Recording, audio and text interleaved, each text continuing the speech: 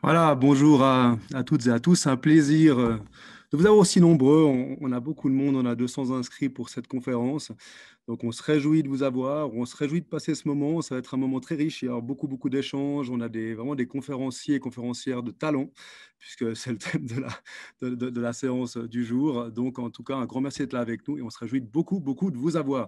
Euh, Quelques petites questions pratiques avant de démarrer. Vous avez la possibilité de poser vos questions à n'importe quel moment dans l'outil de Q&A. Vous le savez maintenant si vous avez suivi les dernières conférences CCIG Loico. On va essayer pendant la conférence de répondre à ces questions. Ça permet évidemment d'enrichir ces échanges entre vous, les participants, et nos conférenciers, puisque d'habitude, dans une conférence traditionnelle, on a le temps de prendre deux, trois questions. Là, on pourra en prendre 20, 30, 40 et essayer d'y répondre vraiment en temps réel. Alors, ce Q&A, il sera aussi utilisé pour générer un fichier avec toutes les questions et réponses des participants qui vous sera transmis après la conférence. En termes de questions que vous pouvez poser, vous pourrez lever la main au moment de la table ronde. Ce ne sera pas possible tout de suite, évidemment, puisqu'on a des présentations maintenant qui ont lieu, mais au moment de la table ronde animée par Alexandra Ries, vous pourrez lever la main, on vous activera le micro. Et puis, enfin, comme dernière information, tout ça vous sera transmis, la présentation, le replay, tout ça est enregistré par mail à la fin de la présentation dans ces prochains jours. Voilà, je passe la parole maintenant à Alexandra Harris, directrice communication de la Chambre de commerce, pour ses mots de bienvenue. Salut Alexandra, on est content de t'avoir parmi nous. Merci beaucoup Christophe, plaisir partagé en tout cas pour moi. Pour les participants, on ne va pas se prononcer tout de suite, on va les laisser se prononcer à la fin. C'est très important pour la Chambre de commerce de pouvoir organiser ce type de webinaire parce que vous souffrez toutes et tous. Peut-être y en a-t-il quelques-uns parmi vous dont le business va mieux que pour d'autres, mais c'est vraiment important que nous puissions partager des bonnes pratiques de business, vous aider à vous concentrer sur votre cœur de métier. Et très clairement, si data is the new oil, l'humain doit rester, en tout cas à mon avis, au centre de nos préoccupations. C'est donc le thème de ce webinaire de cette fin d'après-midi. Merci beaucoup, merci Alexandra. Puis on te retrouve tout à l'heure, hein, puisque tu animeras la table ronde. Je te donnerai aussi un petit coup de main. On prendra les questions, évidemment, que vous, participants, vous avez posées. Mais également, je crois que tu as réservé quelques petites questions tricky hein, pour nos intervenants, pour les tenir réveillés. Donc on se réjouit, Alexandra, de t'avoir avec nous encore tout à l'heure. Voilà, alors le déroulement de la conférence, vous le connaissez, hein, vous avez eu le programme. On a vraiment trois conférenciers de talent, de très belles organisations qui vont se présenter à vous. Je n'ai pas évidemment les introduire puisqu'ils vont se présenter en amont de leur conférence. Donc, je vous laisserai le plaisir de les découvrir. On commence tout de suite. On va avoir Christophe Bally, Patrick Nicolier et puis Gaël Jourdan. Donc, ils vont de nouveau se présenter. On va commencer tout de suite avec Christophe Bally. Est-ce que Christophe, vous nous entendez, vous nous voyez? Est-ce que vous pouvez activer votre micro, votre caméra? Voilà, comme ça, on a le plaisir de vous accueillir. Bienvenue, Christophe. Voilà. Superbe. Et Est-ce- donc, la parole est à vous. On se réjouit vraiment d'entendre ce que vous allez nous dire sur les talents. Parfait. Alors, est-ce que vous m'entendez bien tout d'abord? Parfaitement, tout à fait bien. Parfait, super. Ben, tout d'abord, j'aimerais vous remercier pour cette occasion, en fait, de me présenter, de présenter aussi ma société, Audemars Piguet.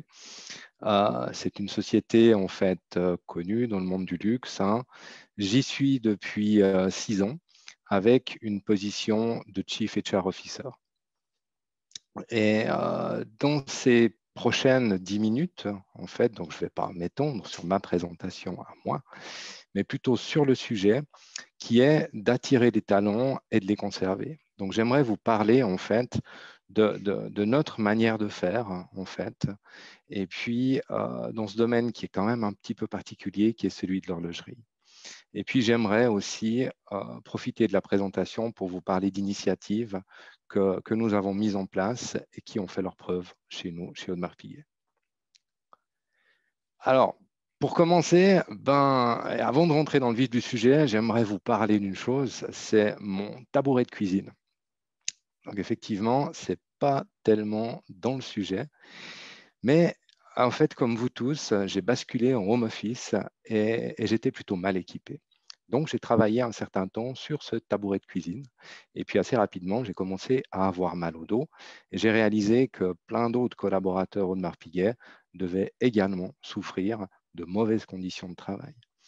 Donc, c'est suite à ça qu'on a décidé de mettre en place le projet qu'on a appelé Home Office 2.0, qui consistait à équiper les domiciles de chacun de nos collaborateurs travaillant à domicile avec un bureau électrique, des écrans, avec un ballon pour ceux qui souhaitaient un ballon, des chaises qui vont bien, enfin, tout le nécessaire pour fonctionner de façon correcte quand on travaille depuis la maison.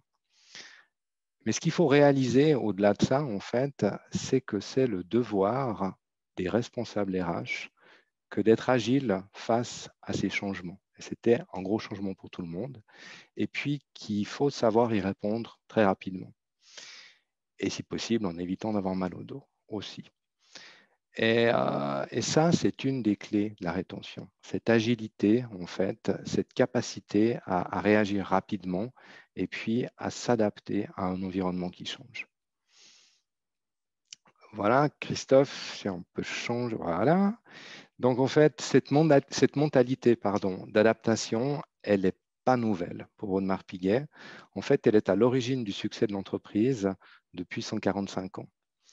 Donc, dès sa création, Audemars Piguet s'est démarqué, on va dire, de 3 façons.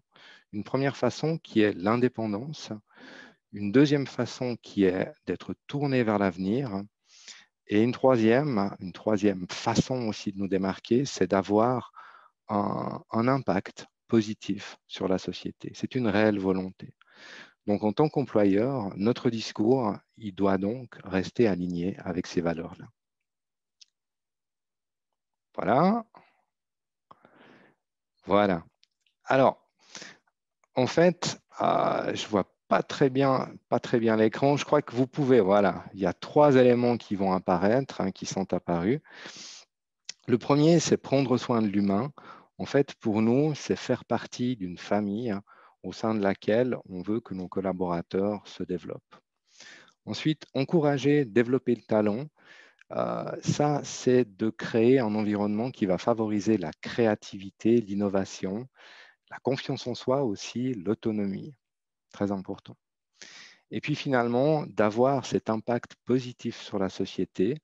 Donc, c'est de développer une forme de fierté de faire partie d'une entreprise qui va s'engager à contribuer à un monde meilleur. Donc, la réalité du Covid, en fait, j'ai encore 2-3 petits points que j'aimerais dire. La réalité du Covid, en fait, ici, c'est qu'on avait plusieurs employés qui étaient en home office et puis d'autres qui viennent à la manufacture. Donc, c'est compliqué de conserver l'adhésion de tout le monde, de garder les talents mobilisés, de chercher à attirer aussi des nouveaux talents, puisqu'on avait aussi des recrutements qui se faisaient dans le même temps. Et c'est dans ces moments-là, en fait, qu'il est important, c'est dans ces moments de crise qu'il est important où qu'on peut tester la solidité de la promesse que l'on fait. Et la promesse que l'on fait à nos collaborateurs, c'est cet engagement, en fait, qui doit marcher aussi bien dans les bons comme dans les plus mauvais moments. Et c'est ça qui va nous permettre de bâtir la culture de l'entreprise qui va être capable, en fait, de perdurer. Voilà, on peut changer de slide. De la parole aux actes. Et là, ce que je voulais dire, c'est qu'en fait, aujourd'hui, lorsqu'on est dans une phase de recrutement, ce n'est pas uniquement le candidat qui va passer une entrevue. En fait, l'entreprise, elle est aussi analysée sur sa réputation d'employeur, sur ses actions. Alors, on peut transmettre des belles intentions, mais ne pas les traduire en actions concrètes. Et si on le fait, c'est très risqué. C'est une promesse, la promesse dont je parlais tout à l'heure, qui n'est pas tenue, et c'est toute la confiance qui peut être rompue. Donc, pour nous, de la parole aux actes, c'est de faire du concret. Et là, j'aimerais vous présenter 3 initiatives que nous avons prises qui peuvent illustrer cette dimension-là.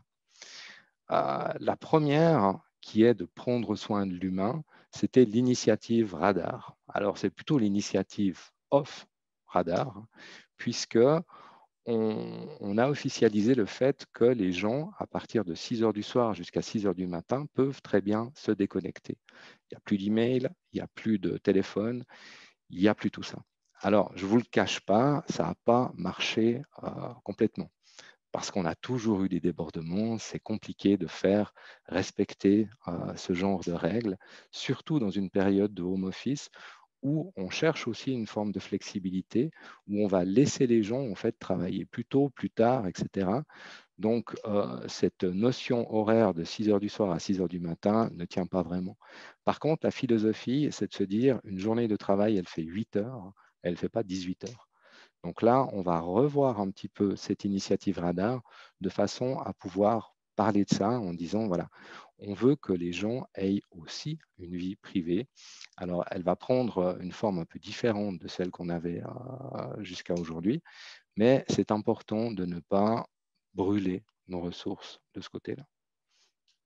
Donc voilà, ça, c'est la première initiative qui était de prendre soin de l'humain. La deuxième initiative, c'est celle des Padawans. Alors, les Padawans, qu'est-ce que c'est?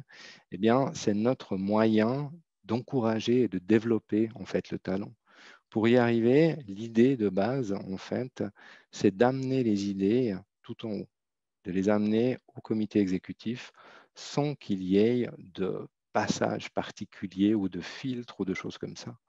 Donc pour ça, on a choisi en fait cette image des Padawans, pour ceux qui la connaissent, qui sont des mini chevaliers Jedi qui sont aux côtés du CEO et qui sont là pour le challenger, pour lui amener des nouvelles idées, pour le surprendre, pour voilà, le challenger sur un ensemble de choses. Alors, ce qu'on a fait en fait pour y arriver, c'est qu'on a là, Christophe, on peut changer là. Voilà. Ce qu'on a fait en fait dans cette initiative, c'est qu'on a sélectionné 16 représentants de la jeune génération. Alors, ça ne veut pas dire que seuls les jeunes ont des idées, hein. On va refaire très certainement l'exercice, peut-être avec des générations différentes. Et puis, ces 16 jeunes ont été en fait sélectionnés par la direction. Et puis, on leur a donné un challenge. On leur a dit, vous avez une journée pour travailler sur un sujet qui est complètement étranger en fait à vos spécialités. Ce sujet, c'était comment, pardon, comment repenser le business model des loueurs de voitures en 2021. On est loin de l'horlogerie, on est loin du luxe, on est loin de tout ça. Mais ça leur a permis, sur cette durée de 8 heures, ils avaient donc 8 heures, pas d'aide particulière, rien du tout, et ils devaient, au terme de ces 8 heures, nous donner leurs résultats, leur vision. Et les idées qu'ils ont proposées, elles étaient à la hauteur de nos attentes. Elles étaient surprenantes pour certaines, elles étaient visionnaires. Et parmi ça, en fait, un panel composé de membres de la direction ont sélectionné les 6 Padawans qui vont être aux côtés du CEO, de M. Benamias, en fait, pendant une durée qu'on avait estimée à 12, et puis maintenant, elle a passé déjà à 18 mois. Alors, voilà, si on peut changer la slide, comme ça vous les voyez, ces 6. Alors, en plus de ça, il y a François Benamias, il y a Dominique Heinz, il y a moi sur cette photo, mais les autres, les jeunes, c'est les Padawans. Et ceux-ci, en fait, à raison de 20% de leur temps, une journée par semaine, ils sont aux côtés de François et puis ils travaillent avec lui. Ils ont accès absolument à tout. Ils participent aux séances du COMEX. La seule séance à laquelle ils ne participent pas, c'est celle du conseil d'administration, mais toutes les autres, ils ont leur place. Et on leur demande aussi d'arriver avec des idées, de challenger, de pourquoi vous faites comme ça, pourquoi on ne fera pas comme ça. Ils ont aussi un certain nombre de projets sur de la mobilité douce, mais aussi sur des matières à utiliser pour des montres, sur des façons de vendre le luxe dans le futur. Et ils planchent en fait sur ces différents sujets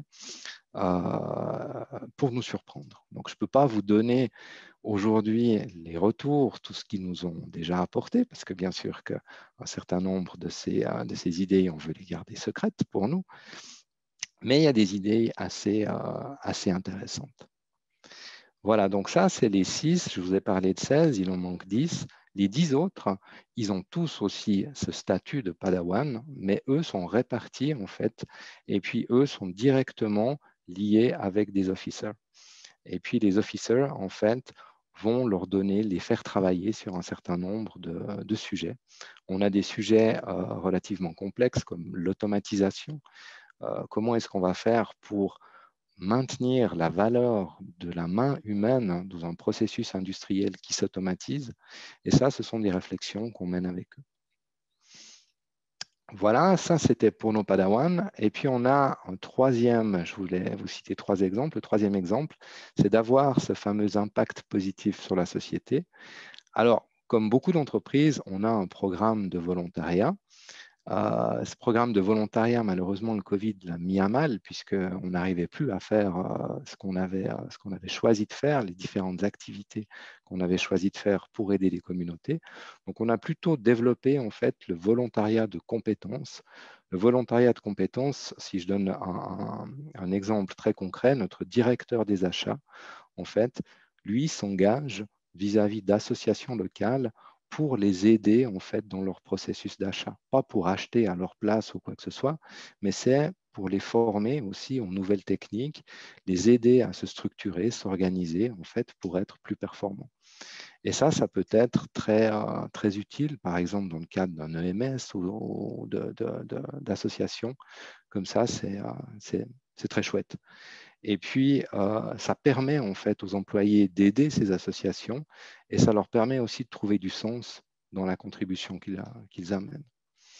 Et pour nous, c'est important. Nous croyons que toute entreprise a un rôle à jouer au sein de la société.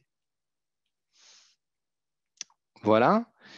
Mais ça ne veut pas dire qu'on est des champions, qu'on est les meilleurs ou quoi que ce soit.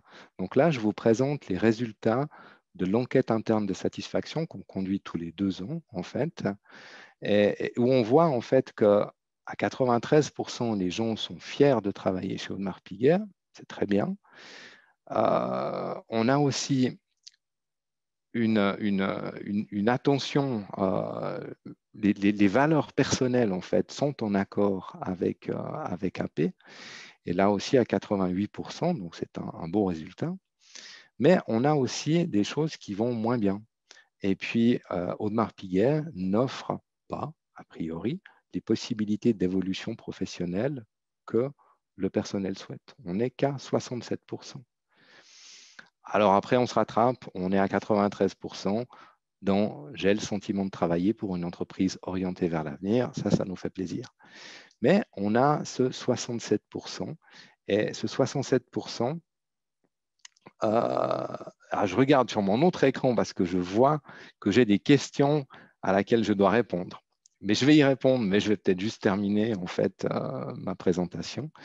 Donc, on doit travailler sur les possibilités d'évolution professionnelle que l'on doit offrir. Et ce qui est important de comprendre aujourd'hui, et c'est pour ça que j'ai mis aussi un petit encart dessous, je crois que là, il faut appuyer pour qu'il apparaisse aussi, Christophe, je ne suis pas sûr. Voilà. Ça, c'est notre rating Glassdoor, parce qu'il faut aussi insister sur le fait qu'on vit dans un monde de transparence et que les employés vont nous juger publiquement, et d'où l'importance en fait d'entreprendre des actions qui viennent crédibiliser notre promesse. Voilà. Et puis, ensuite, au final, comment est-ce qu'on s'y prend pour attirer les talents? Comment est-ce qu'on s'y prend pour les conserver? Eh bien, je n'ai pas de recette secrète, finalement. Par contre, ce que je peux vous dire et qui fonctionne chez nous, c'est très simple. C'est qu'on a une culture d'entreprise qui repose sur 3 convictions fortes. La première, c'est celle qu'on a appelée People First. Et c'est tout ce que nous faisons, nous le faisons dans le but de contribuer au développement et au bien-être des collaborateurs. En gros, on met en place les conditions nécessaires pour qu'ils puissent s'exprimer et on veut les responsabiliser. Ensuite, la deuxième conviction, elle est propre, je dirais, au monde de l'horlogerie. On embrasse la modernité tout en respectant l'héritage. C'est un peu l'exemple que je vous donnais aussi. On a de l'industrialisation qui se fait, mais on doit respecter la valeur de la main de l'homme parce que c'est ça qui donne de la valeur à nos pièces. Et puis finalement, la troisième conviction, c'est l'agilité. Et puis là, je reviens à mon tabouret de cuisine. À quelque part, il ne faut pas avoir peur de mettre en place des initiatives nouvelles si celles-ci peuvent être utiles pour les collaborateurs. Il faut avoir ce courage d'oser faire un certain nombre de choses. Et puis, si cette culture d'entreprise, elle est en ligne avec les valeurs que l'on promeut, en fait, eh bien, on a le fondement de l'attraction et de la conservation des talents. Et si on travaille sur ces fondamentaux, si on les vit réellement, eh bien, on a des collaborateurs qui se sentent appartenir à une entité qui est plus forte qu'une simple fiche de paye. Voilà, c'était le point que je souhaitais partager avec vous. Christophe, j'ai des questions. Est-ce que j'y réponds Non, l'idée, vous allez devoir travailler un petit peu maintenant en off, puisque vous pouvez D'accord. répondre en direct en écrivant les réponses directement pour les gens. Puis on pourra aussi reprendre certaines de ces questions lors de la table ronde, hein, si elles sont intéressantes Okay. pour tout le monde. Donc, on vous retrouve tout à l'heure avec grand plaisir. Merci, en tout cas, c'était hyper inspirant, quoi. Et on est très jaloux, hein, pour beaucoup d'entre nous qui vous regardons de tout ce qui est fait chez Audemars Piguet. Donc, un grand bravo et puis à tout de suite. À tout de suite. À tout à l'heure.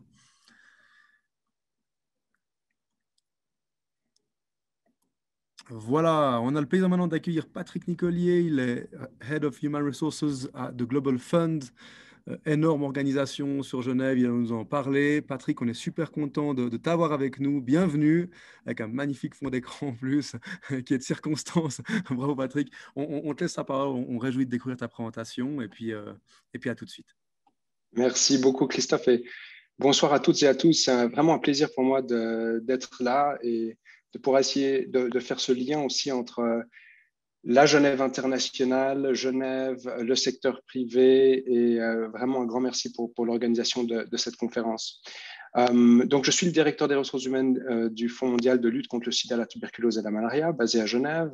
Mon parcours est principalement des ressources humaines dans le secteur privé et notamment dans des multinationales avant ça. Et puis voilà, en 2013, j'ai eu un espèce de choc des valeurs comme ça et j'ai décidé de rediriger ma carrière dans le domaine des organisations internationales.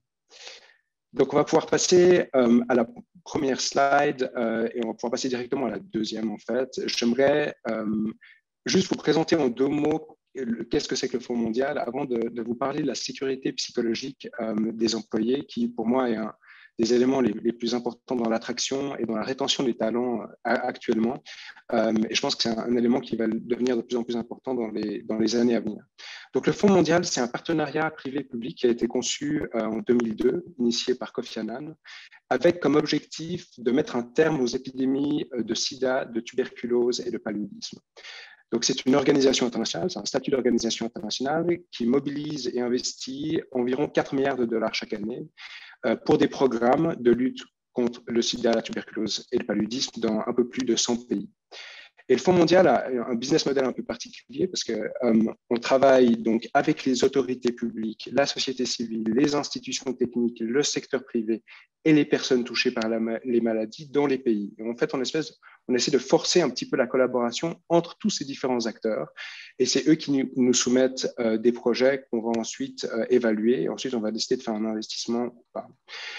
Les investissements au travers du Fonds mondial ont sauvé 38 millions de vies depuis 2002 et fournissent des services de prévention, de traitement et de prise en charge à des centaines de millions de personnes. Le Fonds mondial, pour vous donner une idée, c'est 14 millions de vies sauvées au cours des 3 dernières années. C'est 194 millions de nouvelles infections, nouveaux cas de VIH, tuberculose et de paludisme qui ont été évités. Et c'est aussi 230 milliards de dollars en faveur de la croissance économique dans les pays en voie de développement de manière indirecte. Enfin, le Fonds mondial, puis ça c'est un élément qui est important pour la session d'aujourd'hui, c'est plus de 800 employés à Genève, de 101 nationalités différentes, venues de partout dans le monde, de tous les secteurs venus du secteur privé, du secteur public, d'ONG, de ministères et du monde académique. On va pouvoir passer à la prochaine slide qui vous explique en fait un tout petit peu le fonctionnement, et je vais être très rapide sur ce sujet-là, parce que le sujet est la sécurité psychologique des employés, mais juste en 5 étapes. La première étape, la manière dont le Fonds mondial fonctionne, c'est la mobilisation des fonds de gouvernements, du secteur privé également et de fondations privées, soit environ 4 milliards par année. Ensuite, les pays soumettent leurs projets, comme je l'ai expliqué, sous forme de décisions communes au sein des pays à travers la collaboration entre les communautés impactées, les autorités la société civile, les experts et le secteur privé. Ensuite, il y a un troisième élément qui est que le Fonds mondial, à travers ses experts indépendants, ils examinent ces soumissions et ensuite le conseil d'administration prend une décision sur leur approbation ou non. La quatrième étape, c'est les partenaires locaux qui mènent à bien les programmes. Donc, ce n'est pas nous, les employés à Genève, qui implémentons, mais c'est des partenaires locaux à l'aide des fonds et des subventions qui sont approuvés. Et ensuite, on a un cycle d'évaluation. Et la cinquième étape, c'est des agents locaux du Fonds mondial qui assurent le suivi. Et on a un mécanisme très robuste d'audit et d'enquête pour s'assurer qu'il n'y a pas de fraude ou de corruption. Alors maintenant, moi, je voulais vous parler un petit peu de la sécurité psychologique des employés. C'est un concept qui n'est pas nouveau, mais qui prend de plus en plus d'importance. Et je voulais prendre juste une minute pour examiner l'histoire de la sécurité psychologique en tant que concept. Et peu de gens le savent, mais le concept de sécurité psychologique a été introduit pour la première fois en 1965 par deux professeurs du MIT, Edgar Schein et Warren Bennis. Et ils développent et introduisent en fait le concept dans un livre qui est appelé « Changement personnel et organisationnel par des méthodes de groupe ». Et il ne s'est pas passé grand-chose pour approfondir l'étude du concept dans ces années-là, et c'est resté quelque chose d'assez théorique. Jusqu'en 1990, où William Kahn de l'Université de Boston publie un article de recherche assez important qui a été intitulé « Conditions psychologiques de l'engagement personnel et désengagement au travail », dans lequel il démontre pour la première fois le lien entre la sécurité psychologique et le comportement. Et puis, c'est en 1999 que le concept se développe vraiment dans les organisations à travers Amy Edmondson de Harvard. Et l'école apporte vraiment une contribution significative à la recherche au travers de la publication d'un article qui était intitulé « Sécurité psychologique et comportement d'apprentissage dans les équipes de travail ». Et dans cet article, Edmondson, elle démontre qu'il y a une corrélation directe entre le niveau de sécurité psychologique et l'apprentissage des équipes. Ensuite, en 2014, donc on passe quelques années, Google publie les résultats d'une étude interne de 3 ans qui était intitulée le projet Aristote et dans laquelle ils avaient étudié les performances de 180 de leurs collaborateurs. Et la principale conclusion de cette étude, c'était que la sécurité psychologique était la caractéristique déterminante la plus importante dans la performance de leurs équipes. Et puis enfin, en 2020, il y a un docteur, le docteur Tim Clark, qui publie un livre sur les 4 stades de la sécurité psychologique, définir la voie de l'inclusion et de l'innovation, dans lequel il partage sa découverte que la sécurité psychologique progresse en 4 étapes, on va rapidement passer à travers, et qui suit le modèle des besoins humains fondamentaux. Alors j'aimerais passer rapidement à travers ce concept avec vous aujourd'hui, vous expliquer pourquoi elle est nécessaire dans l'attraction et la rétention de talent. Donc, on va passer à la prochaine dia. Et je vais vous proposer de lire un petit peu ces questions rapidement, là, et de vous poser la question, à combien de ces questions pouvez-vous, ou à combien de questions vos collaborateurs pourraient répondre positivement? Vous êtes-vous déjà senti exclu dans un contexte social? Avez-vous déjà eu peur de poser une question? Êtes-vous déjà resté silencieux ou silencieuse quand vous connaissiez le problème? Alors, je ne vais pas passer à travers toutes les questions, mais je vous demande juste de réfléchir à combien est-ce que vous pouvez répondre positivement. Puis l'autre question, c'est est-ce que vraiment ces choses sont des choses courantes ou est-ce que c'est des choses qui se produisent qu'une seule fois? Alors, à travers les recherches qui ont été effectuées sur le sujet, notamment à travers le Dr Clark, on a découvert que 55% des employés indiquent qu'au moins une de ces situations leur est arrivée dans les dernières 24 heures, quand on leur pose la question. Donc, clairement, ce sont des situations qui sont courantes et quasi quotidiennes. Alors, vous allez me poser la question de savoir, mais en fait, est-ce que c'est vraiment un si gros problème? Est-ce qu'on ne devrait pas juste vivre avec et passer à autre chose? Alors, je veux juste vous parler de la conséquence de ces événements. C'est que ces événements, en fait, activent le centre nerveux de la douleur dans le cerveau. Et ils activent un instinct d'autocensure et ils positionnent le collaborateur en mode défensif de performance. Et on va en parler un tout petit peu dans la prochaine slide. Alors, quelle est la définition de la sécurité psychologique? La sécurité psychologique, dans le cas du travail, on pourrait la définir comme la création d'environnements dans lesquels les employés se sentent acceptés et respectés. Et il n'y a pas seulement de définition de la sécurité psychologique des employés, mais j'ai décidé de prendre celle-ci qui est générale, et puis celle de Tim Clark, qui dit que la sécurité psychologique est un environnement de vulnérabilité récompensée. Alors, vous allez me demander que signifie la vulnérabilité? En fait, la définition de base du terme, c'est que vous êtes exposé à la possibilité d'un préjudice ou d'une perte. Alors, la sécurité psychologique, ça signifie que l'environnement de travail dans lequel vous êtes ne punit pas cette vulnérabilité. Au contraire, il va récompenser la vulnérabilité de l'employé. Donc, la mise en place de cet environnement devient en fait le fondement de rendement de l'équipe. C'est un peu, si vous voulez, l'huile lubrifiante de la collaboration. Et rien n'est plus important en fait que ça. Une équipe peut tout avoir, on peut avoir une vision, on peut avoir une stratégie, on peut avoir des ressources, on peut avoir des gens brillants. S'il n'y a pas de sécurité psychologique dans l'équipe, ces personnes ne peuvent pas travailler ensemble efficacement. Alors, le Dr Clark, il décompose les choses de 4 manières. Il dit qu'il y a en fait 4 conditions qui doivent être remplies pour être dans un environnement complètement sécurisé de psychologie. Le premier, c'est que l'employé doit se sentir inclus dans le groupe. Qu'il doit se sentir en capacité d'apprendre dans son environnement de travail, de pouvoir se sentir en capacité de contribuer au travail et aux tâches avec ses idées, de pouvoir se sentir en capacité de pouvoir contester le statu quo. Christophe en a parlé de challenger. Et qu'ils puissent faire ces 4 choses sans crainte d'être soit marginalisés, soit punis d'une manière ou d'une autre. En d'autres termes, votre vulnérabilité sera récompensée lorsque vous faites ces 4 choses. Donc, il est important de comprendre que la sécurité psychologique est fonction de deux choses, de 2 axes, si vous voulez.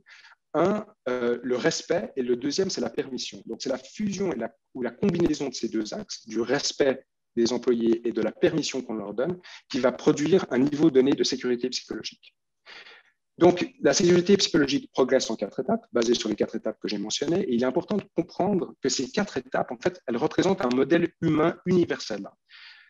Ça traverse les nations, ça traverse les cultures, ça traverse les démographies, c'est indépendant du type ou de la taille des organisations. On va rester encore une seconde, Christophe, sur la slide d'avant.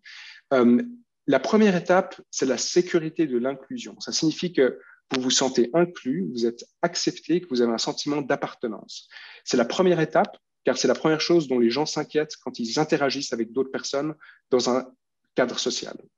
La deuxième, c'est la sécurité de l'apprentissage. Donc, quand le besoin fondamental d'inclusion est satisfait, on est inclus dans un groupe, la plupart des gens veulent juste apprendre, ils veulent grandir, ils veulent se développer. Et la sécurité d'apprentissage signifie que vous pouvez participer à tous les aspects du processus d'apprentissage, encore une fois, sans être puni ou marginalisé. La troisième étape, c'est donc la sécurité de pouvoir contribuer. Ça signifie que vous vous sentez libre et capable de contribuer en tant que membre à part entière de votre équipe pour pouvoir faire une différence.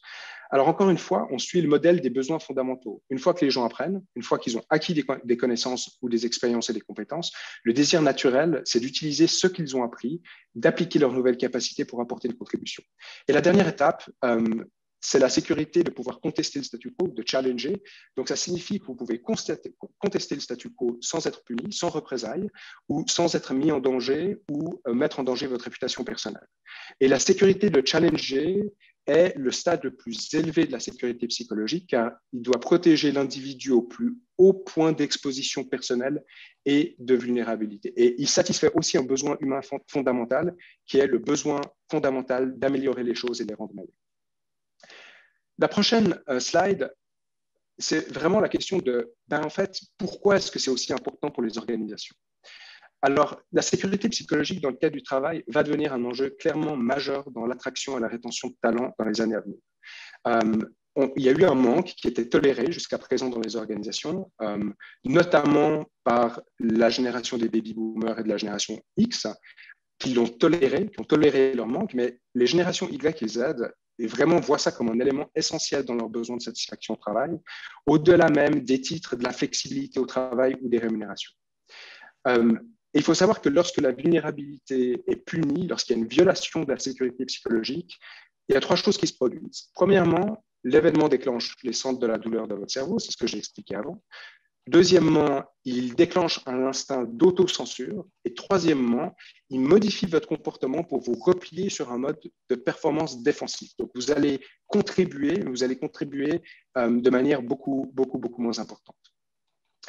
Alors, en fait, je vais juste pour être un peu plus rapide, vous montrez quelques faits sur l'importance de couvrir et d'assurer la sécurité psychologique. C'est les chiffres que vous voyez sur l'écran maintenant. Donc, vous voyez que les résultats sont équivoques. Je ne vais pas tous les passer en revue. Mais si vous regardez la 4e constatation, près de la moitié des personnes qui sont interrogées déclarent qu'en cas de violation de la sécurité psychologique, ils réduisent intentionnellement leur effort de travail. En d'autres termes, quand la sécurité psychologique n'est pas assurée, la productivité, elle plonge.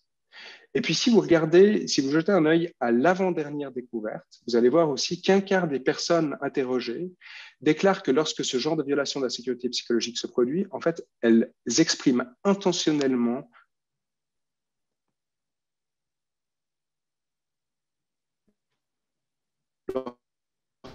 On a perdu Patrick, je crois. Patrick, est-ce que tu nous entends? Frustration sur les clients, sur la performance. On va passer sur... On t'a perdu un tout petit moment, mais c'est revenu. Donc, c'est revenu. Je te laisse continuer. Alors, il y a un tout petit peu encore de crac, crac, crac quand tu parles, là, de petits bruits. De crac, crac. OK. Ouais, de crac, bon. crac. Mais écoute, c'est pas grave. L'important, c'est qu'on t'entende. Je te laisse continuer. D'accord. Alors, on va passer à la slide d'après, qui est juste pour vous expliquer un petit peu comment ça s'est passé au sein du Fonds mondial. Donc, la première des choses, c'est d'accepter en fait qu'on puisse mesurer. C'est d'avoir le courage en fait de mesurer. Donc, au Fonds mondial, on a commencé à mesurer en fait la sécurité psychologique depuis 2012. Et puis, c'est d'accepter les résultats, parce que comme l'a dit Christophe, on fait pas toujours tout juste, on fait jamais tout juste. Mais le but, c'est vraiment d'avoir le courage de prendre conscience de où est-ce qu'on se trouve, et ensuite de mettre des plans d'action pour pouvoir s'améliorer. Depuis 2019, on commence à le mesurer dans chaque équipe. On commence à avoir des plans d'action qui sont individualisés, parce qu'on sait que la sécurité psychologique est principalement influencée par le manager direct et l'environnement de travail. Le deuxième, c'est le courage d'en parler. Il y a de créer des séminaires, d'avoir des discussions d'équipe, de créer des conversations organisationnelles. C'est d'avoir aussi différents canaux pour recueillir la parole des employés. Donc, ce n'est pas de s'attendre à ce que les gens puissent forcément tout de suite s'ouvrir au line manager ou aux ressources humaines, mais de s'assurer qu'en fait, il y a suffisamment de canaux ouverts pour pouvoir recueillir cette parole. Et puis en 2021, c'est la promotion d'une campagne organisationnelle qu'on va lancer pour que les gens puissent soulever les problèmes et également pouvoir passer à travers une formation un peu plus appuyée pour les managers. Donc, c'est un investissement dans la formation à tous les niveaux, notamment vers les responsables des managers, mais aussi en 2020, une certification du personnel des ressources humaines en sécurité psychologique. Et puis, le 4e élément, c'est des structures et des procédures qui sont adaptées pour les employés. En 2018, c'était le lancement d'une politique anti-intimidation et anti-harcèlement. Et puis, dès 2020, c'est un renforcement des canaux et des procédures pour recueillir la parole des employés et potentiellement pouvoir enquêter. Ça, c'est un élément qui est vraiment très important. Puis, je vais passer à la dernière slide, qui est juste un point récapitulatif des trois points à retenir. Le premier, c'est que le concept de sécurité psychologique est un droit humain. C'est vraiment, ça répond à un besoin fondamental. Un élément essentiel pour la suivi des organisations, c'est l'inclusion d'un côté, qui est un côté éthique, si vous voulez, puis l'innovation qui a vraiment une conséquence économique. Le deuxième, c'est que le concept de sécurité psychologique est quelque chose qui est mesurable. Et il est mesurable et il faut le mesurer au travers du temps, parce que sinon, vous n'avez qu'une photographie. Et c'est important de pouvoir le mesurer sur des périodes de 3 mois ou potentiellement de 6 mois, mais pour voir un petit peu l'évolution et un niveau de granularité qui est à un niveau des équipes. Et le troisième, c'est vraiment d'investir dans les responsables, les managers directs, parce que ce sont les premiers à influencer l'environnement de travail et la sécurité psychologique des employés. Et cela passe notamment par un coaching régulier qui peut se traduire dans le temps, et puis un investissement organisationnel pour tous les employés, pour qu'ils comprennent un petit peu quels sont ces 4 stades. Voilà, je vous remercie beaucoup, et puis je vais tenter de répondre aux questions qui sont apparues sur la petite fenêtre à droite. Christophe, à toi. Merci Patrick, bon courage pour la réponse aux questions, hein, évidemment. On en reprendra quelques-unes aussi tout à l'heure sur la table ronde. En tout cas, un grand merci, c'est super inspirant, en tout cas pour ma part, ça résonne beaucoup, et puis ça explique plein de choses, et puis des fois plein de déconvenues. Donc, en tout cas, merci à toi. On va accueillir Gaël. Voilà Gaël, je crois qu'on vous voit. C'est parfait. Bienvenue, bienvenue Gaël. Vous êtes directrice Bonjour à toutes, bonjour à talent et tous. développement des relations humaines au SIG, voilà. Et puis on vous laisse la parole pour votre présentation. On se réjouit de vous entendre. À tout de suite. Merci beaucoup Christophe. Voilà, de ne pas avoir testé la caméra avant, je me réajuste, désolée. Je suis ravie d'être avec vous. Je remercie beaucoup la CCIG et Loïco pour cette invitation. Ça fait quand même toujours un peu bizarre hein, de présenter devant une salle presque vide, même si je sais que vous êtes très nombreux. Gaëlle Jourdan, donc je suis directrice de l'activité talent et développement des relations humaines. Ça veut dire que avec mes équipes, je m'occupe de la marque employeur, l'attraction, l'acquisition, l'intégration, le développement des talents jusqu'à leur sortie. Je suis ravie de venir aujourd'hui vous présenter pour quelles raisons et de partager mon expérience de lancement de la marque employeur des services industriels de Genève. Next, on va dire. On va peut-être faire 2 fois. Hein, ouais, et encore une, comme ça on économise un next. Peut-être en 2 mots pour vous présenter et vous mettre un petit peu de contexte en fait hein, sur, je pense que vous connaissez tous et toutes les services industriels de Genève en chiffres et puis ensuite on passera sur de l'humain parce qu'on a vraiment, on met vraiment l'humain au centre, mais 8450 km de réseau. Nous distribuons l'eau, l'électricité, le gaz et les eaux usées. Les eaux usées, 73 millions de mètres cubes d'eau usée traitée chaque année avec beaucoup d'enjeux de micropolluants. On a une stratégie de transition écologique. On est très actif on est le bras industriel du canton pour vraiment développer cette stratégie et contribuer à la transition énergétique. 219 500 tonnes de déchets incinérés, 1 milliard de chiffre d'affaires, un réseau de fibres optiques et 253 000 de tonnes de CO2 économisées, parce qu'on a beaucoup de programmes d'efficience économique et qui visent à accompagner les clients à consommer moins. SIG, c'est vers une société durable et connectée. On a tous les projets et les actions qui sont en cohérence avec cette stratégie. Alors, pour faire tout ça, on a le capital humain qui est vraiment quelque chose qui est central dans notre stratégie, parce qu'on a une stratégie humaniste, 1700 collaborateurs, collaboratrices, 145 métiers, une grande complexité de métiers, 22% de femmes, ça c'est un chiffre qu'il faudra retenir pour la suite, et puis 15 démissions par année. Pourquoi je vous mets ce chiffre-là? Parce qu'effectivement, ça peut paraître un petit peu incongru de venir parler d'attractivité des talents lorsqu'on a si peu de départ, parce que 15 démissions sur 1700, ça fait quand même pas beaucoup. On a de très belles conditions de travail à SIG. Les gens ont de la peine à partir. Néanmoins, next.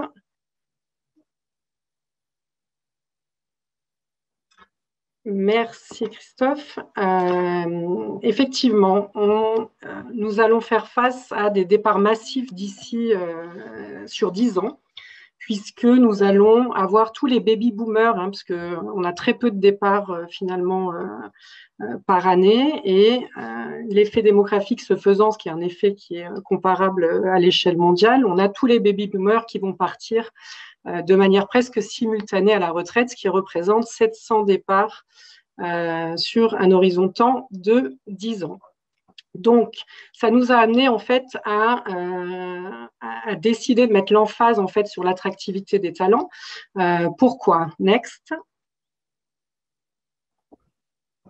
Parce qu'on est effectivement, on l'a vu hein, cette dernière année avec la crise pandémie, on est dans un monde qui est en profonde mutation, que ce soit la transition écologique, la transition numérique, la pandémie.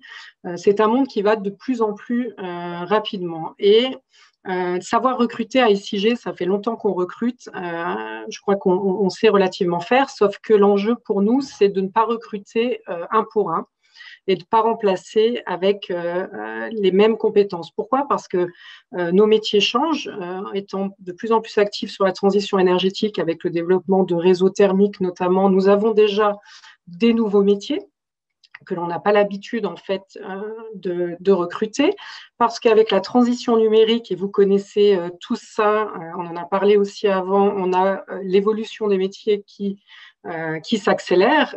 On connaît les statistiques, hein, qu'on ne connaît pas 80% des métiers dans 5 ans. Et en regard de ça, le marché change. On a des changements générationnels, on l'a dit, hein, les baby-boomers avaient des habitudes que n'ont plus maintenant les millennials. Les millennials, ils sont hyper connectés, ils vont très vite.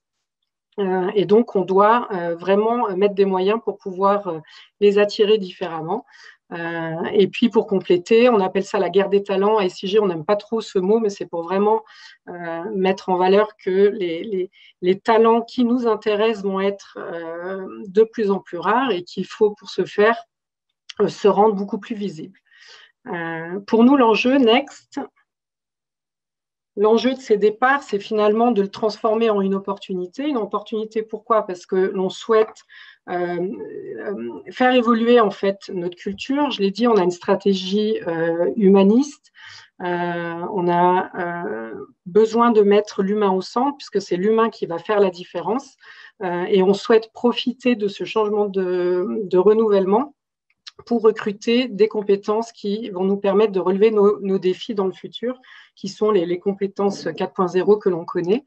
On a déjà mis les savoir-être dans tous nos systèmes d'évaluation annuelle de la performance, donc ça a un impact directement sur l'évaluation du salaire. Et dans nos processus de recrutement, on met également l'emphase sur ce process. Donc, on souhaite préparer ce changement de culture. Et puis à droite, et c'est symbolisé par l'image du milieu, on a également une volonté de diversifier nos talents. Vous l'avez vu, 22% de femmes. SIG est une entreprise industrielle avec beaucoup de métiers cœur, de très très beaux savoir-faire. Mais nous souhaitons vraiment diversifier, que ce soit le genre, que ce soit les origines, que ce soit évidemment les personnalités, diversifier nos talents. Et c'est la raison pour laquelle nous avons décidé de créer une marque employeur afin de permettre d'attirer ces nouveaux profils finalement pour SIG, hein, qui n'avaient peut-être pas l'habitude de penser à notre entreprise pour postuler, de manière à les attirer et pouvoir les recruter dans le futur. Alors, la marque employeur. On va encore en faire un du coup.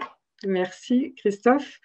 Donc effectivement, quelques mots sur ce qui est la marque employeur. Donc la marque employeur, elle vient compléter finalement la marque chez nous qui était déjà existante, qui sont la marque client, hein, qui s'adresse à l'ensemble des clients et clientes de l'entreprise, la marque institutionnelle qui chapeaute le tout, et on a créé cette marque employeur qui, comme on le voit ici, doit être, et c'est un des facteurs clés de succès, hein, doit être alignée évidemment avec les deux autres marques.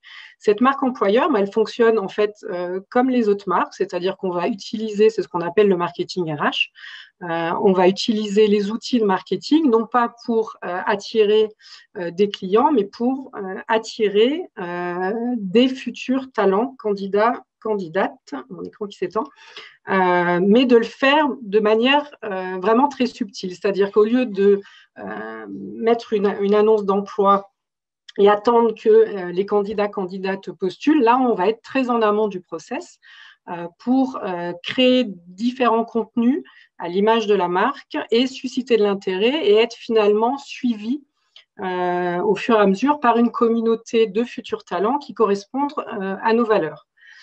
Donc, cette marque employeur, on l'a créée il y a 2 ans. Elle s'appuie sur une EVP, ce qui est la promesse que l'on va faire à ces futurs candidates. Et effectivement, hein, ça a été dit par Christophe Bailly, il faut évidemment qu'il y ait une cohérence absolument impeccable entre le message et les contenus que l'on va communiquer pour susciter l'intérêt et la réalité qui existe en interne. Je dois dire que la bonne surprise pour moi il y a 2 ans, c'est que à SIG, on a énormément de très belles conditions de travail, avec des horaires décloisonnés, des bureaux décloisonnés. On était à l'horaire à la confiance depuis 6-7 ans. On a des très bons congés maternité, on a une crèche, on a énormément d'avantages, mais en fait, ils n'étaient pas mis en valeur Donc, ce qui manque à SIG, c'est finalement de le faire savoir. Et ça, c'était quand même aussi une bonne nouvelle pour moi, puisque la structure et les conditions, même si elles sont toujours améliorables et on les fait évoluer, étaient présentes. Et donc, l'objectif, c'est vraiment de pouvoir communiquer. Alors, communiquer, à nouveau, il ne s'agit pas uniquement d'utiliser les offres d'emploi. On fait rayonner la marque sur les réseaux, je vais y revenir, au travers des forums étudiants, au travers de tables rondes. On va même lancer un hackathon. Donc, c'est vraiment de créer une relation avec toute cette communauté de futurs talents qui correspondent à nos valeurs et au changement de culture que l'on souhaite. Next. Je vous ai mis ici la proposition de valeur qui est en fait la promesse. La promesse, c'est qui sert de socle ensuite pour tous les contenus et dans lequel finalement on doit retranscrire tous les avantages qu'aurait un futur talent à rejoindre notre entreprise. Alors évidemment, à SIG, il y a le sens, puisqu'on aime donner du sens, la transition énergétique, la société durable et connectée, la vocation humaniste, des réseaux plus éco-responsables, on l'a vu, et vraiment cette notion de contribuer à cette transition énergétique qui est un des vecteurs que l'on sait qui est vraiment important pour la jeune génération. Et donc, c'est bien à partir de là que l'on va pouvoir décliner. Next. Donc ensuite, la mise en œuvre, c'est de définir une grille éditoriale, une charte graphique. Nous, on a hâte rejoindre SIG, pardon. Mais tout le propos de déployer cette marque employeur, c'est pas d'arroser comme ça le marché puis de voir qui va capter quel message. C'est vraiment d'identifier très en amont les profils dont on va avoir besoin. Alors pour SIG, c'est relativement clair. On a besoin de profils féminins. Ça, on l'a vu avec ces enjeux de diversification. On a besoin de métiers sur la thermique, de métiers d'ingénieurs sur la thermique. On sait que les ingénieurs, c'est des marchés qui sont extrêmement et qui vont devenir de plus en plus pénuriques. De cadres qui soient agiles, responsabilisants, autonomes, qui puissent porter notre culture. Et puis, en fonction de ce qu'on appelle, c'est un peu des portraits robots, où on va identifier les profils types, ça s'appelle des personae. On va identifier quels sont les centres d'intérêt, quels sont les freins, quels sont les réseaux qu'ils consultent pour pouvoir cibler nos messages au bon moment, sur les bons réseaux. Le bon moment, c'est bien souvent bien avant que l'annonce paraisse, pour qu'au moment où l'annonce paraisse, le talent puisse directement postuler. Ils sont énormément sollicités, ils le seront de plus en plus. À titre d'exemple, ici, on a évidemment, on utilise beaucoup LinkedIn. Alors, on a eu la pandémie l'an dernier, donc finalement, ça a été relativement retardé. Mais on commence à avoir de très bons résultats. Donc, sur LinkedIn, on va évidemment mettre les postes exécutifs de management, d'ingénieurs, avec à nouveau des offres, mais aussi beaucoup de contenu. On a fait une campagne sur nos projets, parce qu'on a beaucoup d'innovations avec notamment, par exemple, Génilac, la nouvelle centrale. Et puis ensuite, on a fait une campagne sur une galerie de talents en montrant des profils diversifiés qui sont des personnes de SIG. On ne prend pas de banque d'images, on veut vraiment centrer sur l'humain et montrer les vraies personnes qui sont dans l'entreprise. Sur Instagram, on va développer plutôt pour tout ce qui est premier emploi, ce qui est stage, avec une communication beaucoup plus jeune, un style beaucoup plus décontracté. On va mettre aussi des stories sur les conditions de travail. Alors évidemment, maintenant, les bureaux sont un tout petit peu vides en ce moment, mais pour montrer un petit peu comment on vit à l'intérieur. Donc, à nouveau, une très grande cohérence avec les conditions et l'expérience collaborateur-collaboratrice. Et puis, sur Facebook, c'est des profils qui sont plus âgés, plus familiaux. Donc, on communique un tout petit peu moins sur la marque employeur. Néanmoins, on va plutôt cibler sur une communication sur nos avantages collaborateurs, collaboratrices. On a des groupements sportifs. Ici, on voit le groupement des personnes qui font de la course entre midi et 2. Et on va mettre en valeur plutôt ces avantages. Donc, ce faisant, finalement, on tisse un petit peu toute l'histoire sur des canaux différents, avec un ton différent, mais une très grande cohérence autour de la marque. Next, pardon, j'essaye de passer moi-même, je vais accélérer. Les facteurs clés de succès de cette création de marque employeur, évidemment, c'est qu'il y a une cohérence avec les autres marques, hein, ça c'est relativement évident, mais ce n'est pas si simple, hein, puisque lorsqu'il y a deux marques, notamment la marque client, qui est un peu la marque reine dans une entreprise qui sont déjà établies depuis longtemps, d'arriver avec la marque employeur, il faut faire sa place. Et ça, c'est un des facteurs clés de succès, puisque qu'il y ait des débordements ou des overlaps, c'est OK, mais il faut surtout qu'on puisse tisser finalement et utiliser la visibilité et la présence sur les réseaux et sur les médias de manière cohérente et donc coordonnée.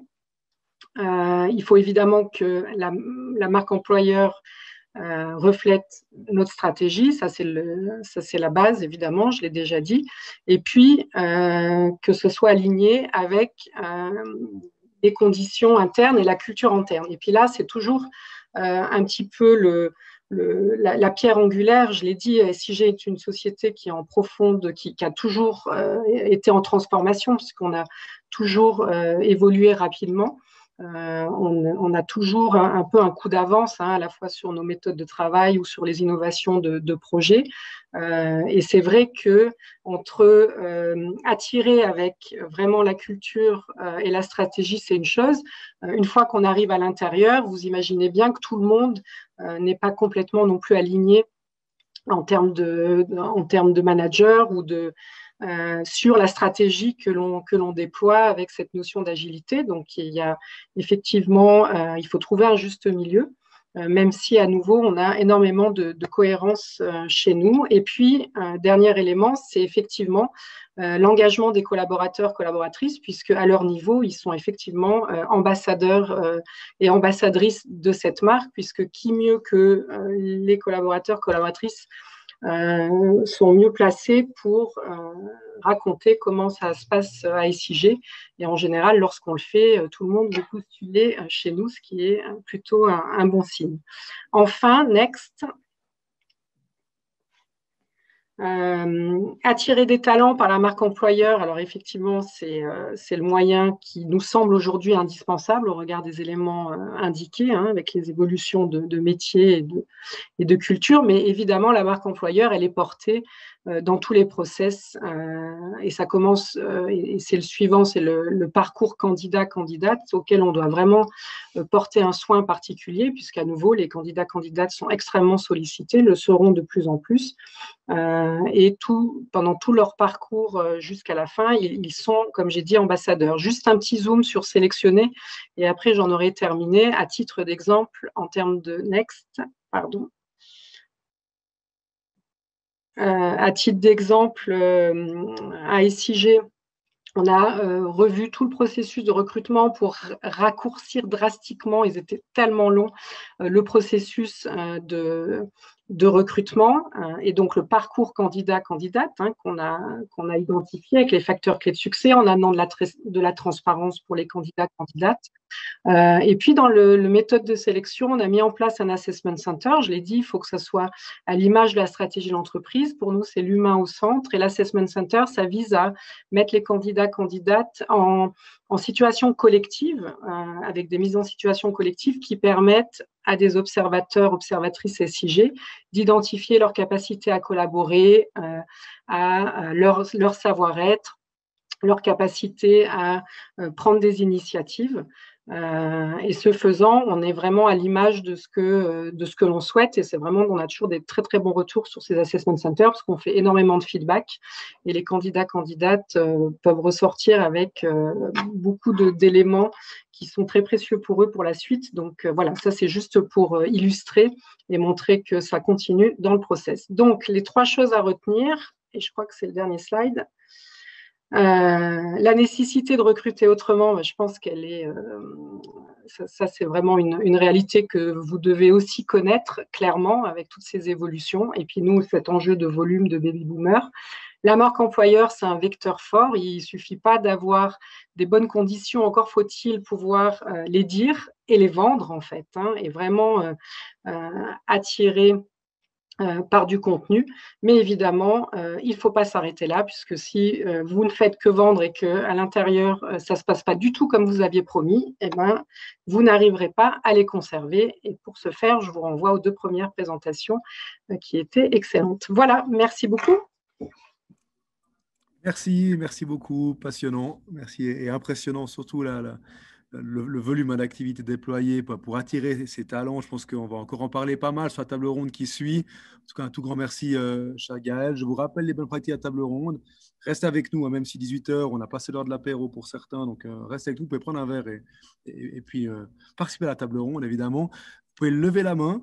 On vous rappelle que dans le mode effectivement de webinaire, eh bien, on doit vous activer le micro, donc soyez pas trop impatients puisque Alexandra qui va apparaître sous vos yeux ébahis, eh bien, va donner la parole aux différents intervenants et nous permettre également d'activer vos micros, donc ne soyez pas trop impatients. Et puis juste avant d'arrêter mon partage d'écran pour que vous puissiez voir la mosaïque de nos intervenants, je vous rappelle que cet événement, si vous avez loupé le début, sera disponible en replay tout bientôt. Voilà, donc j'arrête mon partage d'écran. On accueille Alexandra qui va animer cette table ronde. Voilà, elle est là, Alexandra. Merci Christophe. On a Patrick, Christophe, je Gaël. suis de retour. C'est magnifique. C'est magnifique. Alors, Parole est à toi, Alexandra. J'ai tout de suite une question pour chacun de vous, madame et messieurs. Alors, ça fait rêver ce que vous avez dit sur assurer la santé psychologique, l'épanouissement au travail. Enfin, c'est absolument un monde merveilleux. Moi, personnellement, je vis dans un monde de dure réalité des entreprises où surtout en ce moment, les rentrées d'argent se font rares, les conditions de travail sont par la force des choses difficiles et un grand nombre d'entreprises sont plutôt en train de numéroter leurs abattis que de réfléchir aux cadeaux de Noël. Donc, Madame, Messieurs, comment réconcilier ces choses merveilleuses sur le bonheur au travail dont vous nous avez parlé et la nécessaire productivité, le rendement et l'inévitable pression? Alors, je pense que vous me direz la pression, elle peut être mise plus ou moins délicatement, mais enfin, pression il y a sur la rentabilité des entreprises. Qui souhaite commencer? Merci pour l'ambiance, Alexandra. Mais je t'en prie, tu peux toujours compter sur moi pour les trucs sympas et fun. Qui veut prendre la parole? Je me lance, mais je voulais laisser la priorité à ceux qui ont vanté la conservation. Moi, j'étais sur l'attraction, mais volontiers. Non, effectivement, on a tous des paradigmes assez différents. Pour moi et pour nous à SIG, ce qui est important, c'est l'autonomie, j'ai envie de dire. Et notamment avec la nouvelle génération qui a des aspirations très différentes, ils ont besoin d'être engagés dans des projets. Et j'aime beaucoup l'exemple qu'il y a chez AP où on prend les jeunes qui vont contribuer. Et je pense que si tout le monde, si on laisse l'espace pour s'engager, pour donner des idées et faire améliorer, je pense que la performance, elle sera améliorée. Donc, la confiance, peut-être. Moi, je dirais aussi que ce n'est pas parce que l'entreprise fonctionne bien économiquement que tout est parfait. On a aussi de la pression. Alors, c'est une pression positive, à quelque part, mais on doit sortir, en fait, des pièces en quantité, en qualité, etc. On a des problèmes avec la sous-traitance qu'il faut résoudre. On a aussi des gens qui vivent une vie normale, c'est-à-dire qu'ils ont peut-être leur conjoint qui est touché, en fait, par quelque chose, donc ils vont rapporter une partie de ces soucis au travail. On vit dans la même réalité. Il n'y a pas deux réalités. Il y en a une qui est beaucoup plus triste qu'une autre. Je suis parfaitement d'accord. Mais disons, on vit tous dans le même monde. Et puis, je ne crois pas qu'il faut se dire il y a un côté de privilégiés et puis un autre côté qui ne le sont pas. On vit des réalités un peu différentes, mais on vit au global dans la même problématique. Les restaurants sont fermés, il n'y a pas l'apéro à 6 heures, il n'y a pas... Toutes ces choses-là, c'est vrai pour tout le monde. Et puis, on a des familles qui sont ou qui peuvent être impactées, ou des proches, par des choses, voilà, comme aujourd'hui. Donc, moi, je ne ferai pas cette séparation. Chez nous, il y a une pression sur les résultats, il y a une pression, on doit continuer, voilà. Alors, une fois de plus, elle est positive plutôt que voilà, j'ai pas de travail ou je peux pas faire ce que je fais, mais il y a quand même une pression aussi qui reste. Patrick? Ouais, je vais rebondir sur ce que Christophe vient de dire. Pour moi, ce n'est pas quelque chose qu'on doit opposer, c'est quelque chose qu'on doit intégrer. Quand on voit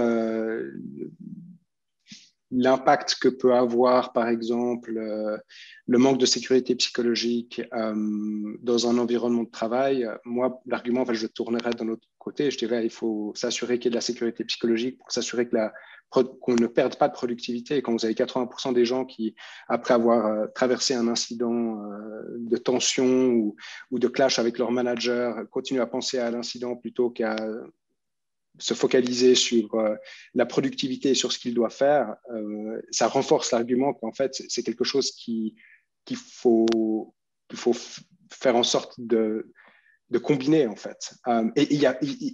Et c'est pas simple, hein. Il n'y a pas de recette miracle. On essaye tous de faire en sorte de combiner deux choses. D'un côté, l'agilité de l'organisation et s'assurer qu'on puisse avoir le maximum de productivité possible. De l'autre côté, de s'assurer qu'on a un engagement des employés qui soit le plus fort possible et qu'ils se sentent bien dans leur environnement de travail. Et en fait, il y a différents points sur ces deux points de polarité. Et donc, je pense que c'est quelque chose qui doit être vu en termes d'intégration plutôt qu'en termes de deux polarités qu'on met chacune de l'autre côté et qui ne se parlent pas. Positionnement de curseur, en quelque sorte. Exactement. C'est vraiment, pour moi, il faut voir, c'est ce qu'on appelle du leadership adaptif. Hein. Donc, c'est deux tensions, et puis sur ces deux tensions-là, on bouge le curseur en fonction du contexte dans lequel on est et des contraintes que l'organisation est en train de traverser. À titre individuel, alors on est un petit peu comme Christophe, on est dans la santé globale. Il y a une pandémie, on n'a pas eu ça depuis 100 ans. Donc, on est sous une énorme pression supplémentaire aussi. On reçoit des financements supplémentaires pour pouvoir lutter contre le Covid dans les pays en voie de développement, parce qu'on sait que c'est en train de détruire l'économie là-bas, et potentiellement, ça a aussi un impact négatif sur les 3 maladies qu'on est censé éradiquer. Donc, ce n'est pas le moment où on va aussi... il ne faut pas penser ça en termes de on arrête tout ce qui est formation en termes de sécurité psychologique parce que simplement on vient de recevoir cet argent-là. Je dirais c'est même le contraire. On a envie de s'assurer que en fait, les risques émergent. On a envie de s'assurer que si d'un coup il y a un financement qui part et qu'il y a une suspicion de fraude ou de corruption, que les employés se sentent suffisamment à l'aise de pouvoir les mettre en avant et les amener en fait à n'importe laquelle des instances dans lesquelles ils peuvent se diriger. Donc de nouveau, pour moi, ce n'est pas une opposition, c'est vraiment... c'est une tension, un problème adaptif de leadership et le bouger en fait sur le curseur. Merci. Une question qui s'adresse plus particulièrement à Gaëlle, comme elle est la dernière à être passée, elle n'a forcément pas la possibilité de répondre par écrit. Comment gère-t-on ou gérez-vous le gap qu'il peut y avoir entre l'image de marque perçue dans le public qui est peut-être préexistante et puis l'image de marque souhaitée, ce que vous souhaitez projeter avec la marque employeur? Micro. J'avais répondu, ça y est. Comment on gère le gap, en fait, d'image? Oui. En fait, je ne suis pas sûre qu'il y ait un gap. Hein. Il y a quand même une cohérence avec la marque d'entreprise qui elle-même fait rayonner la stratégie de SIG, hein, qui est une stratégie qui existe depuis un petit moment vers cette transition écologique et cet humanisme. La marque employeur, c'est un sous-jacent. Le tout, c'est quand même à nouveau d'avoir une cohérence entre ce que l'on promeut et ce qui est visible finalement pour la population genevoise, puisque nous, on a effectivement, hein, nos futurs talents, c'est potentiellement nos clients et vice-versa, ce qui n'est peut-être pas le cas pour Audemars Piguet, je me disais, mais donc il y a vraiment cette... et donc, j'ai envie de dire, c'est d'être cohérent, de ne pas en faire trop, parce que de toute façon, il n'y a pas à en faire trop, mais d'avoir cette ligne de conduite avec des projets très concrets. On est beaucoup dans le concret à SIG, puisque c'est des choses qui parlent aux gens, et c'est de les mettre vraiment en musique, mais avec cette dimension d'attirer les talents, c'est-à-dire de leur dire venez, engagez-vous pour la transition énergétique, donnez-nous, apportez votre énergie pour contribuer avec nous dans ces projets en fait. Donc pour moi, il n'y a pas de gap véritablement. Le gap, il est plutôt de susciter l'intérêt pour des candidates qui initialement ne sont pas levés un matin, n'ont pas fini leur étude en disant que ça serait vraiment chouette que j'aille travailler à SIG. Non, parce qu'eux, ils ont leur facture jusqu'à maintenant, puis ils se disent, bon, et en fait, c'est ça, c'est de les éclairer là-dessus. Est-ce que vous pensez que le modèle que vous nous avez expliqué, que vous avez déployé à SIG, est transposable pour une PME? Est-ce qu'on peut dire qu'il y a une taille limite en dessous de laquelle ça n'a pas de sens ou pas du tout? Je ne pense pas qu'il y ait de limite, c'est-à-dire, alors évidemment, dans une marque, ça peut coûter très cher, ça peut être une question de moyens, parce qu'effectivement, il faut créer du contenu, il faut être actif, définir une charte, il y a quand même des éléments qui sont, et ça serait peut-être la limite. Néanmoins, ça me semble incontournable aujourd'hui, puisque tous les candidates sont connectés. On est vraiment sûr, et ce n'est pas qu'une question d'âge. Donc, ça veut dire qu'on doit avoir une visibilité sur les réseaux. Et en ayant une visibilité sur les réseaux, c'est déjà ça une marque employeur, puisqu'on ne va pas uniquement marteler avec des offres d'emploi.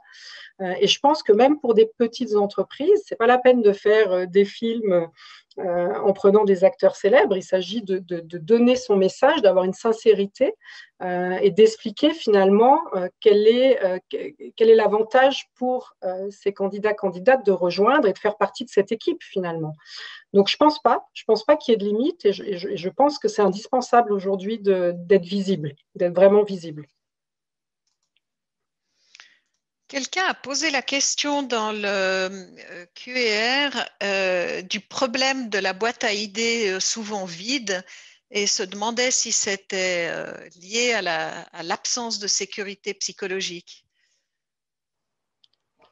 Oui, alors je viens d'y répondre par écrit, mais je vais juste expliquer ce que j'ai écrit, qui est que en fait, la boîte à idées, si vous voulez, c'est le troisième stade de la sécurité psychologique. C'est vous demander au fait aux gens de contribuer. Mais s'ils n'ont pas le sentiment d'appartenance au groupe, s'ils n'ont pas le sentiment de pouvoir être inclus et de se sentir bien dans ce groupe, et s'ils n'ont pas satisfait leurs besoins de pouvoir apprendre du groupe, ça va être très difficile pour eux de contribuer. Donc, en fait, pour moi, la boîte à idées, c'est une très, très bonne idée, mais il faut s'assurer que les deux premières conditions soient remplies, qui est de s'assurer qu'ils se sentent bien dans le groupe dans lequel ils doivent contribuer, qu'ils vont être capables et avoir l'assurance de pouvoir apprendre du groupe avant de leur demander de contribuer. Donc, je pense qu'il y a une corrélation claire entre les différents stades de la sécurité psychologique et la contribution qui va amener finalement à l'innovation et à de nouvelles idées. Merci. J'ai une question pour vous, Monsieur Bailly. Est-ce que donc dans le sondage que vous nous avez montré au début, vous soulignez que malheureusement il y a à peu près 30% de collaborateurs, un peu plus je pense, qui finalement disaient qu'ils n'ont pas ou pas assez de perspectives de carrière. Est-ce que c'est quelque chose que vous pouvez traiter et si oui, comment le traitez-vous? Oui, alors on doit le traiter parce que ça nous est rapporté, on doit en faire quelque chose. Maintenant, on a une particularité, c'est qu'on est monoproduit. On fabrique des montres et que des montres, en fait. On ne fait pas de bijoux, on ne fait pas autre chose. Donc, on a une prise de conscience, en fait, à faire avec le personnel, comme quoi on ne peut pas bouger vraiment dans tous les sens. Ensuite, on a un principe hiérarchique qui est plutôt plat. On essaye, comme partout, en fait, d'avoir moins d'échelons hiérarchiques, de réduire cette complexité-là. Donc, la seule carrière verticale n'est pas celle, en fait, qu'il faut chercher chez Audemars Piguet. Par contre, c'est une prise de fonction horizontale. Et c'est de participer à plus de projets, d'être impliqué dans des choses qui, a priori, ne nous regardent pas. Si je prends un exemple, on a fait travailler des gens sur les nouveaux écrins. En fait, comment est-ce qu'on peut développer des écrins? on n'a pas d'ingénieurs en écrin chez nous, mais on a des gens qui travaillent dans la boutique, qui sont en contact avec les clients, qui vont apprendre, qui auront certaines informations. On a les gens de la manutention qui, eux, doivent manutentionner ces choses, des stocks. Ils auront des idées un peu différentes et puis on fait travailler en fait, les gens ensemble. Et pour peu qu'on arrive à développer ce côté de l'expansion latérale, voilà, eh bien, on a réussi finalement, parce que mon évolution n'est pas simplement en fait verticale. Et là, c'est vrai, les plus jeunes générations sont moins tentées en fait par cette seule carrière verticale managériale, mais plus pour prendre de l'autonomie, pour prendre de la responsabilité, pour essayer des trucs, pour se lancer dans des projets pour lesquels, a priori, ils n'ont pas forcément la formation requise. Merci beaucoup. Avant que je ne me fasse rappeler à l'ordre par Christophe, parce que je sens cela venir, voilà, j'aimerais quand même juste demander à chacun de vous un mot de la fin. Dans le public, il y a essentiellement des PME, probablement beaucoup qui sont actuellement sous pression. Si vous avez chacun de vous un conseil à donner à ces entreprises pour à la fois qu'elles puissent développer ou en tout cas faire maintenir leur business sans recourir à des méthodes de pression d'un autre âge, quel est le conseil? Demain, elles vont au bureau, elles rencontrent ceux des collaborateurs qui ne sont pas en télétravail. Qu'est-ce que vous leur recommandez de faire? Qui veut commencer? Alors, j'ai à ma droite Patrick Nicolier.